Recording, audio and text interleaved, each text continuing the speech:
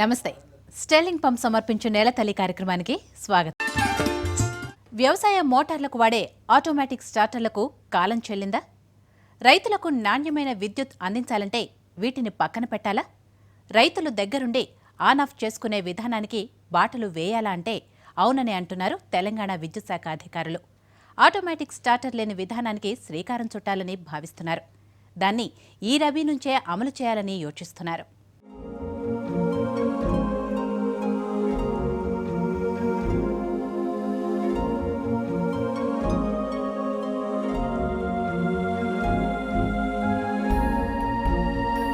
ఇప్పటిదాకా ఏదైతే పాత సంప్రదాయం, పాత అలవాటు ఉందో ఆటోమేటిక్ స్టార్టర్లు పెట్టుకొని కరెంట్ వచ్చినప్పుడు అవే నడుస్తాయి, పోయినప్పుడు అవే బంద్ అవుతాయని చెప్పేసి ఏదైతే ఉన్నారో ఆ ఆలోచనలు మానేయాలి. తప్పకుండా ఆన్ ఆఫ్ స్టార్టర్లు పెట్టుకోవాలి. ఎందుకంటే విద్యుత్ శక్తి పూర్తి స్థాయిలో మీకు అందుబాటులోకి వస్తూ ఉంది. మరి మీరు అవసరం లేనప్పుడు కూడా మోటార్లు నడిపి మోటార్లు ఖరాబ్ చేసుకోవడం, నీటిని వృధా చేసుకోవడం, భూగర్భ జలాలను కూడా వృధా చేసుకోవడం సరైనది కాదు. మరి ఏ రైతైనా తన బోర్లో ఉన్న నీళ్లు తన ఇంట్లో ఉన్న కుండలలో ఉన్న నీళ్ళతో సమానంగానే చూసుకోవాలి. మరి ఇష్టం వచ్చినట్టుగా వాటిని పారబోసుకొని తర్వాత వెతుక్కుంటే ఆ రూపైనప్పుడు వెతుక్కుంటే దొరకవు. కాబట్టి బోర్లలో ఉన్న నీళ్లను, బావులలో ఉన్న నీళ్ళను కూడా రక్షించుకోవాల్సిన అవసరం ఉంది.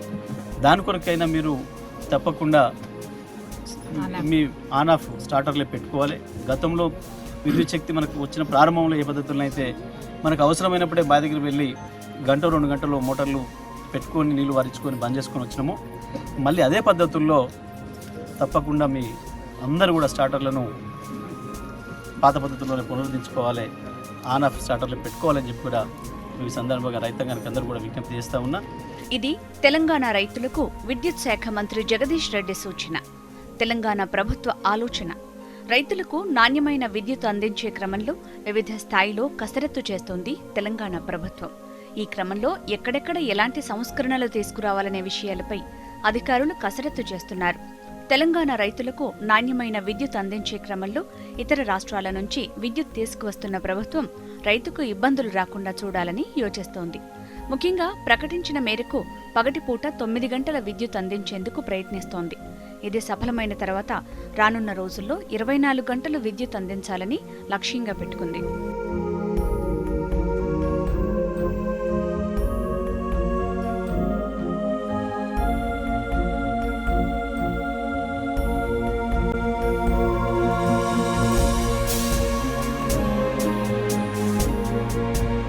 గతంలో విద్యుత్ అందుబాటులోకి వచ్చిన సమయంలో రైతులు ఆన్ ఆఫ్ స్టార్టర్స్ వాడేవారు.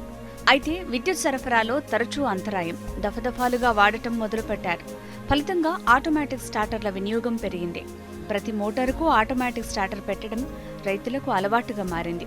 రైతుకు నాణ్యమైన విద్యుత్ అందాలంటే ఆటోమేటిక్ స్టార్టర్లను పక్కన పెట్టాలని తెలంగాణ ప్రభుత్వం యోచిస్తోంది.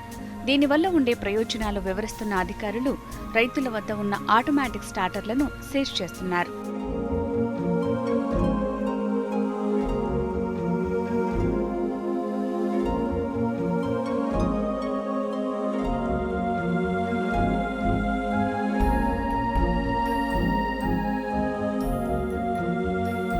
బోరు, బావిలో కొద్దిపాటి నీళ్లున్నా రైతులు గంటల తరబడి విద్యుత్ మోటారు వాడుతున్నారు.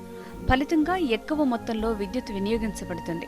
అలా కాకుండా ఆన్ ఆఫ్ పద్ధతిలో మోటారు వినియోగించడం ద్వారా విద్యుత్ ఆదా అవుతుందనేది అధికారుల యోచన. ఫలితంగా ముందు ప్రకటించిన ప్రకారం రైతులకు విద్యుత్ ఇవ్వొచ్చని అధికారులు చెబుతున్నారు.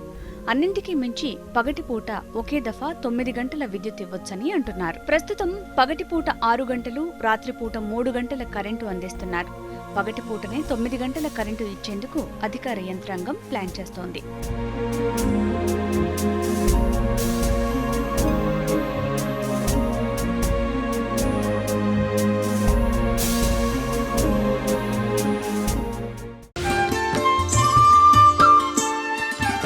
ఒక జిల్లా తీసుకొని ఆయా జిల్లాలో మోటార్లు ఎన్ని, ఎంత విద్యుత్ అవసరం అనే విషయాన్ని విశ్లేషించాలనుకుంటే మనం ఉమ్మడి నల్గొండ జిల్లాను తీసుకుందాం. ఉమ్మడి నల్గొండ జిల్లాలో సెప్టెంబర్, అక్టోబర్ మాసాల్లో కురిసిన వర్షాలతో భూగర్భ జలాలు భారీగా పెరిగాయి. నల్లగొండ, యాదాద్రి, సూర్యాపేట జిల్లాల్లో రబీ సాగు పనులు ముమ్మరమయ్యాయి. దీంతో పాడుబడిన బావులు, ఎత్తుపోయిన బోర్లకు మోటార్లను బిగించి రైతన్న సాగుకు సిద్ధమవుతున్నారు.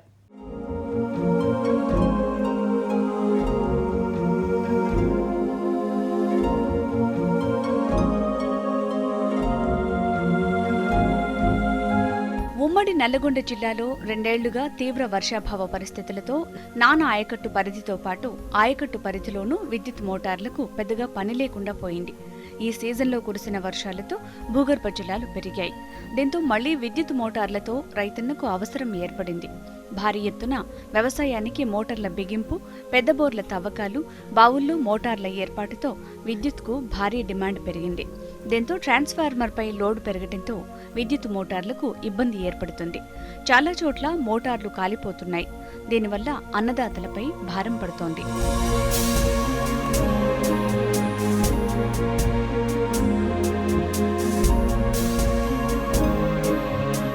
గతంలో ఉన్న లెక్కల ప్రకారం ఉమ్మడి నల్లగొండ జిల్లాలో 3,50,000 వ్యవసాయ పంపు సెట్లు ఉన్నట్టు అంచనా. కొత్త కనెక్షన్ కోసం 40 నుంచి 50,000 మంది రైతులు అర్జీలు పెట్టుకున్నారు. దీంతో 4 లక్షలకు పైగా మోటార్లకు విద్యుత్ అవసరం ఏర్పడింది. ఇక పగటిపూటే 9 గంటల విద్యుత్ అందించేందుకు అధికారులు ఏర్పాట్లు చేస్తుండటంతో 120 కోట్ల రూపాయల అంచనాలతో అభివృద్ధి కార్యక్రమాలు చేపట్టబోతున్నారు. ఈ నిధులతో 33/11 kV ట్రాన్స్ఫార్మర్లు, 70,000 పవర్ ట్రాన్స్ఫార్మర్లు ఏర్పాటు చేసి 1000 కిలోమీటర్లు విద్యుత్ లైన్లు ఏర్పాటు చేశారు. ప్రభుత్వం నుంచి గ్రీన్ సిగ్నల్ రాగానే పగటిపూటే కరెంటు ఇచ్చేందుకు ఏర్పాట్లు చేస్తున్నారు. గత ఖరీఫ్ సీజన్లో 19.51 మిలియన్ యూనిట్ల విద్యుత్ వినియోగమైనట్లు అధికారుల లెక్క. దీంతో పగటిపూట నిరంతరంగా విద్యుత్ అందించడం వల్ల సాగు విస్తీర్ణం పెరగడంతో పాటు డిమాండ్ మరింత పెరగనుంది. డిమాండ్ను దృష్టిలో ఉంచుకుని ప్రభుత్వం ప్రత్యామ్నాయ ఏర్పాట్లు చేస్తోంది. అవసరానికి మించి విద్యుత్ వాడటం, ఆటోమేటిక్ స్టార్టర్లు ఏర్పాటు చేసి వాడటం వల్ల లోడ్ పెరిగి మోటార్లు కాలిపోయే ప్రమాదం ఉంది. అందుకే గతంలో మాదిరి విద్యుత్ మోటార్లను ఆన్ ఆఫ్ పద్ధతి ద్వారా వాడటం వల్ల ఎటువంటి నష్టం ఉండదని అధికారులు సూచిస్తున్నారు. రైతు సహకారం ఉంటే 24 గంటల పాటు విద్యుత్ అందించడానికి కూడా సిద్ధంగా ఉన్నామని చెప్తున్నారు.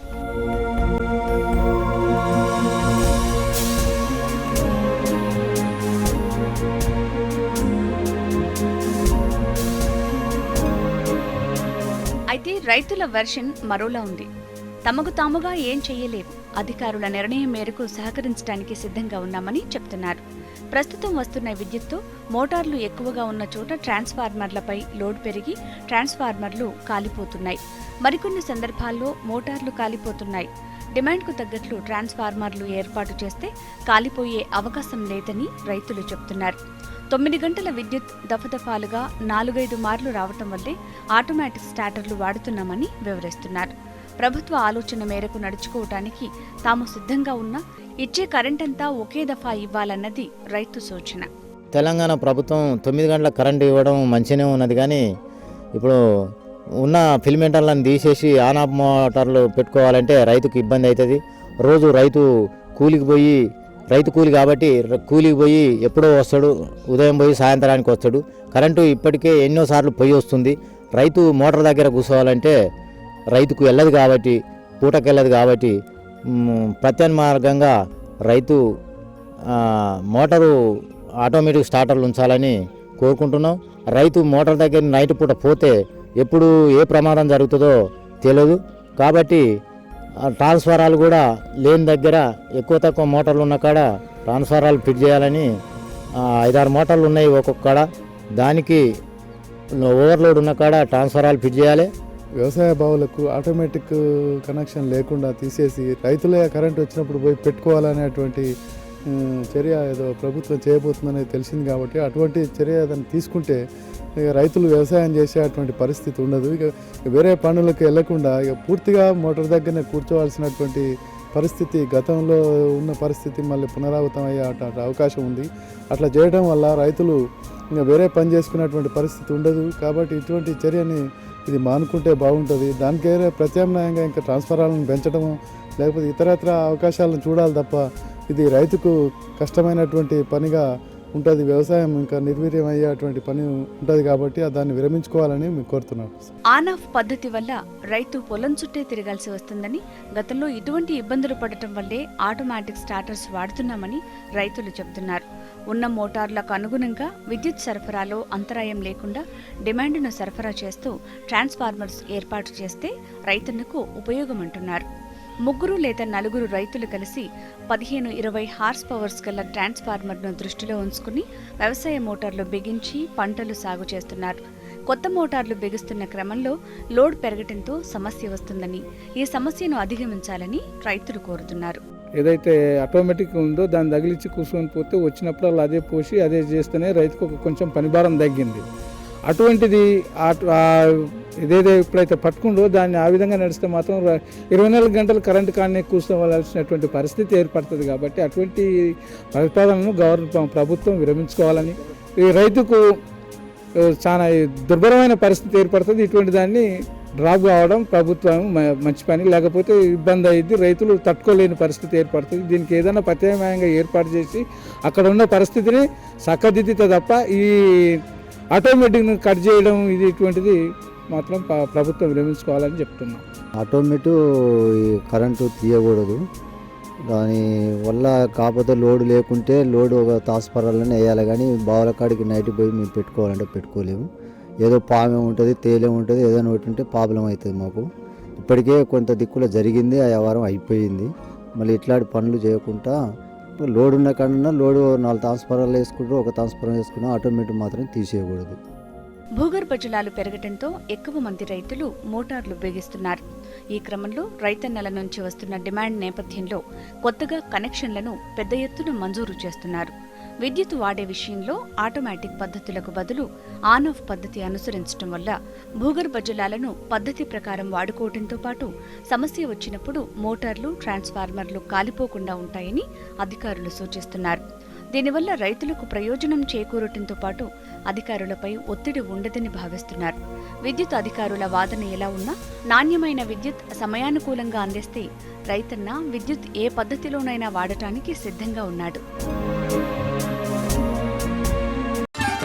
పెరిగిన పెట్టుబడులు, తగ్గిన సాగు విస్తీర్ణం, ఏటికేడు తగ్గుతున్న చక్కెర ఉత్పత్తి, చెరకు సాగంటేనే రైతులు భయపడే పరిస్థితి, ప్రశ్నార్థకంగా మారుతున్న షుగర్ ఫ్యాక్టరీల మనుగడ. ఇది తెలుగు రాష్ట్రాల్లో చెరకు సాగు చేస్తున్న రైతులు, ఫ్యాక్టరీల పరిస్థితి. కానీ ఆ దేశం అన్ని రకాల ఇబ్బందులను ఎదుర్కొంది. చెరకు సాగులో దిగుబడులు పెంచుకుంది. సాగు ఖర్చులు తగ్గించి సరికొత్త టెక్నాలజీని పంట సాగులో అనుసరిస్తూ నేడు ప్రపంచంలోనే అత్యధిక చెరకు ఉత్పత్తిని సాధిస్తోంది. అదే బ్రెజిల్ దేశం. చెరకు సాగులో దూసుకుపోతున్న బ్రెజిల్ వ్యవసాయంలో అనుసరించిన విధానాలేంటి? సాగులో టెక్నాలజీ తీసుకొచ్చిన ఫలితాలేంటో మనము తెలుసుకుందాం.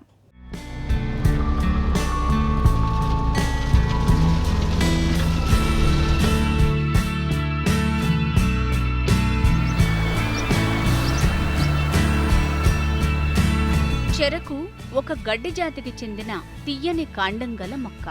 ఎండాకాలం పట్టణాల్లో చెరకు రసం మంచి పానీయం. చెరకు రసం నుంచి బెల్లం, పంచదార, ఆల్కహాల్ తయారు చేస్తారు. చెరకు పిప్పిని బాయిలర్లలో మండించి స్టీమ్ ద్వారా కరెంటు ఉత్పత్తి చేస్తారు. చెరకు తయారీలో ఉప ఉత్పత్తిగా మొలాసిస్ వస్తుంది. చెరకును మెడిసిన్ తయారీలోనూ వినియోగిస్తారు.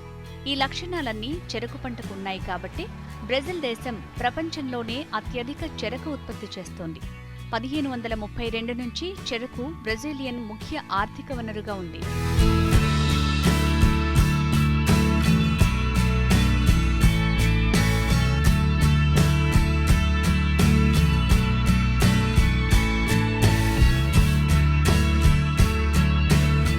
చెరకు సాగు మొట్టమొదటిసారిగా ఆగ్నేయాసియాలో ప్రారంభమైంది.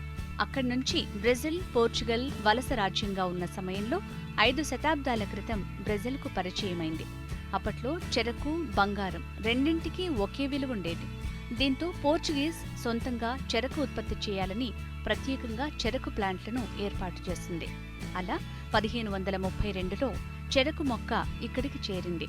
అప్పటికే కేప్ వెర్డే, అజోరెస్, మదీరా దీవుల్లో చెరకు సాగు ప్రారంభమైంది.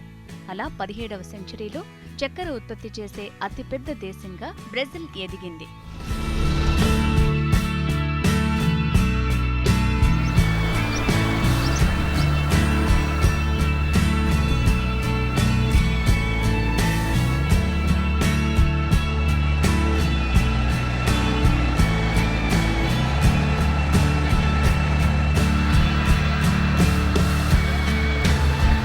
1973లో బ్రెజిల్లో చమురు సంక్షోభం ఏర్పడింది. చమురు ధరలు ఒక్కసారిగా 4 రెట్లు పెరిగాయి. దీంతో 1975 సంవత్సరంలో ప్రో ఆల్కోల్ ప్రాజెక్టులో భాగంగా ఆటోమొబైల్స్ కొరకు ఒక ప్రత్యామ్నాయ ఇంధనంగా చెరకు నుంచి ఆల్కహాల్ను ఉత్పత్తి చేయాలని నిర్ణయించింది. అప్పటి నుంచి చెరకు ఉత్పత్తి బ్రెజిల్లో వేగంగా పెరిగింది. 1976, 1977 సంవత్సరంలో 100 మిలియన్ టన్నుల చెరకు ఉత్పత్తి అయింది. 2010-11 సంవత్సరంలో రికార్డు స్థాయిలో దేశవ్యాప్తంగా 6,23,000 టన్నుల చెరకు ఉత్పత్తి అయింది. సావోపాలో ప్రాంతంలోనే 60% మేరకు చెరకు ఉత్పత్తి జరిగేది. ప్రపంచంలోనే అధిక మొత్తంలో చెరకు ఉత్పత్తి జరిగేది బ్రెజిల్లోనే అని బ్రెజిలియన్ షుగర్కేన్ ఇండస్ట్రీ అసోసియేషన్ స్పష్టం చేసింది. United states department of agriculture ప్రకారం అతిపెద్ద చక్కెర ఎగుమతిదారు బ్రెజిలే. ఎఫ్ఓలిచ్ ప్రకారం అధిక మొత్తంలో ఇథనాల్ ఉత్పత్తిదారు కూడా బ్రెజిలే.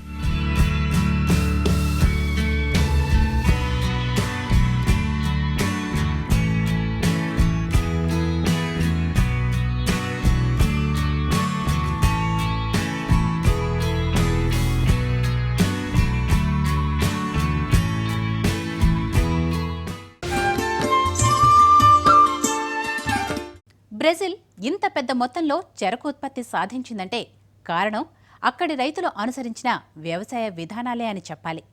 పంట సాగును ప్రణాళికాబద్ధంగా చేస్తారో అక్కడి రైతులు. సేద్యపు నేలను కాపాడుకోవటమే బ్రెజిల్ రైతుల ప్రధాన లక్ష్యం.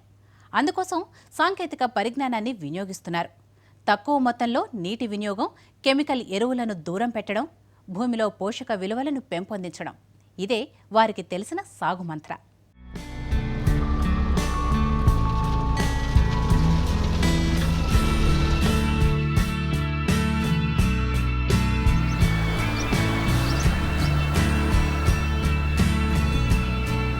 బ్రెజిలియన్ చెరకు పరిశ్రమ ఉత్పాదనను విస్తరించేందుకు, పర్యావరణ పరిరక్షణకు ఆధునిక వ్యవసాయ పద్ధతులను అవలంబిస్తున్నారు అక్కడి రైతులు.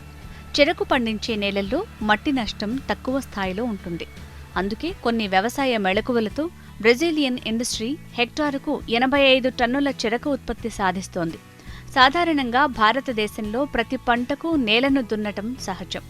అయితే బ్రెజిల్లో మటుకు అందుకు భిన్నంగా నేలను ప్రతిసారి దున్నకుండానే పంట వేస్తుంటారు. భూమి దున్నకుండా పంట సాగు చేయటం అనేది కొత్త రకమైన సాంకేతిక పరిజ్ఞానం. దీనివల్ల నేలలోని పోషకాలు నేలలోనే ఉంటాయి. వీటిని గ్రహించే శక్తి పెరుగుతుంది. నేల కోతను అరికడుతుంది. పంట బాగా పండటానికి తోడ్పడుతుంది. నేలలో సాంద్రత పెరుగుతుంది. పంట ఉత్పాదకత పెరుగుతుంది.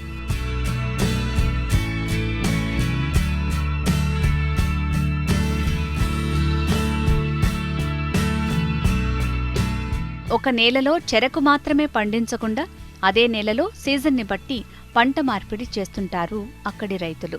దీనివల్ల భూసారం పెరగటంతో పాటు పంట ఉత్పత్తి పెరుగుతుంది. ఒకే పంట ఏళ్ల తరబడి అదే నేలలో సాగు చేయటం వల్ల మట్టిలో పోషక విలువలు తగ్గుతాయి. అందుకే సీజన్కు తగ్గట్టుగా ఒకసారి సోబీన్స్ను పండిస్తే మరోసారి వేరుశెనగ సాగు చేస్తుంటారు. ఇలా పంట మార్పిడి చేయటం వల్ల పంటకు వచ్చే తెగుళ్లు, వ్యాధులను నియంత్రించొచ్చంటున్నారు అక్కడి రైతులు. అంతేకాదు, పంట కోత పూర్తయిన తర్వాత చెరకు గడ్డిని మల్చింగ్ కింద ఉపయోగిస్తారు. ఇలాంటి విధానాలు పాటించడం వల్ల ప్రపంచంలోనే అత్యధికంగా బ్రెజిల్ చెరకును ఉత్పత్తి చేయగలుగుతోంది. ఇంకా చెప్పాల్సిన విషయం ఏంటంటే, దేశంలోని కొన్ని ప్రాంతాల్లో 200 కంటే ఎక్కువ సంవత్సరాలు ఒకే నేల మీద చెరకునే పండిస్తూ అధిక ఉత్పత్తి సాధిస్తున్నారు. దీనివల్ల దిగుబడి పెరగటంతో పాటు నేలలో కార్బన్ లెవెల్ కూడా పెరుగుతుంది.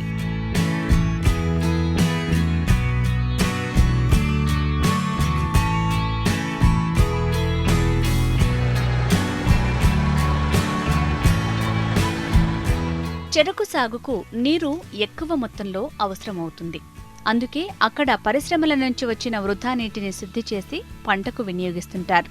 70% నీటిని ప్రాసెస్ చేసి పంటకు ఉపయోగిస్తుంటారు. పంటలో రసాయన ఎరువులు, పురుగుమందుల వినియోగాన్ని ఎక్కువగా ప్రోత్సహించరు అక్కడి రైతులు. చెరకుకు వ్యాపించే వ్యాధులను జీవ నియంత్రణ పద్ధతుల ద్వారానే అరికడతారు. ప్రకృతిలో లభించే ఎరువులను వినియోగించే పంట సాగు చేస్తుంటారు.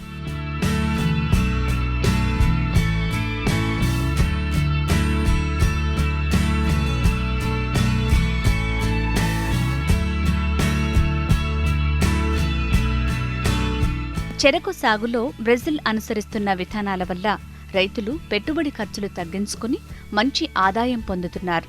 మన రైతులు కూడా అక్కడి సాగుదారులు అనుసరిస్తున్న విధానాలను పరిశీలించి మనము అందుకోవాల్సిన అవసరం ఎంతైనా ఉంది.